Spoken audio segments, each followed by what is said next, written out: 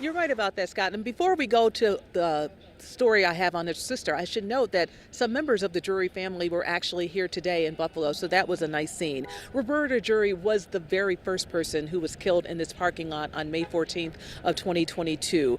And for the first time, I am speaking with a member of her family. This is one of her sisters. She shared new reflections on who Roberta Drury was, how she lived her life, and the lasting impact of her loss. Roberta Drury was the first person shot and killed on May 14, 2022 in the Tops parking lot by a self-proclaimed teenage white supremacist. She was 33 years old. I spoke with her biological sister, Nancy Witt. She was real protective, especially of me. Roberta Drury was adopted. It wasn't until Nancy was 18 when they connected, since they have the same mother. Drury grew up in the Syracuse area. She had been living in Buffalo for 10 years, caring for her brother, who was battling leukemia. He was doing bone marrow transplants, and she wanted to be there and help him, and that's what she was doing down there. She was actively, keeping the house clean, taking care of her brother when he needed it on bad days. Her brother died not long after the mass shooting. Roberta's memory lives on through many, including Nancy, who named her daughter Roberta. But my sister used to tell me that if I had faith, I would be one of the best mothers she had known. I'm pretty sure Roberta sent her to me because she knew I wasn't doing okay. At this time, I was actively ready to give up.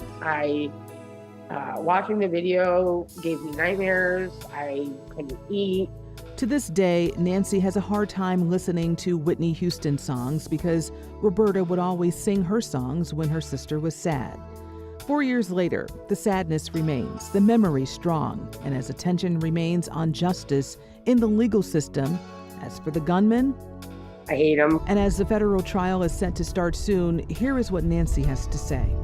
I'm conflicted because I kind of want him to suffer like what he made others suffer. My sister, the other victims, the people that survived. But then another part of me wants him to live long enough to remember his crimes and to suffer for them all the time. May 14th, a day the Drury family will never forget.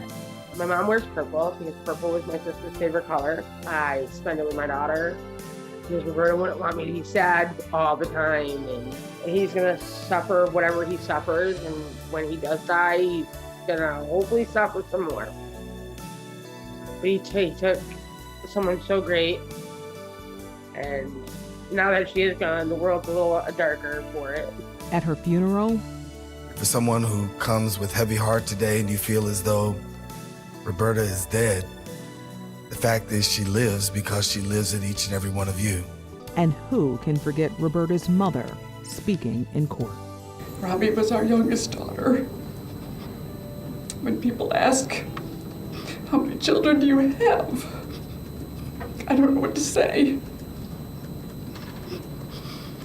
Will I ever be able to enjoy August 11th, her birthday?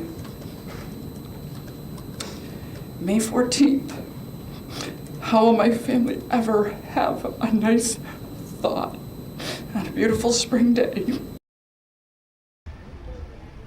And so the healing continues for the Drury family and so many others. Scott, we'll send it back to you.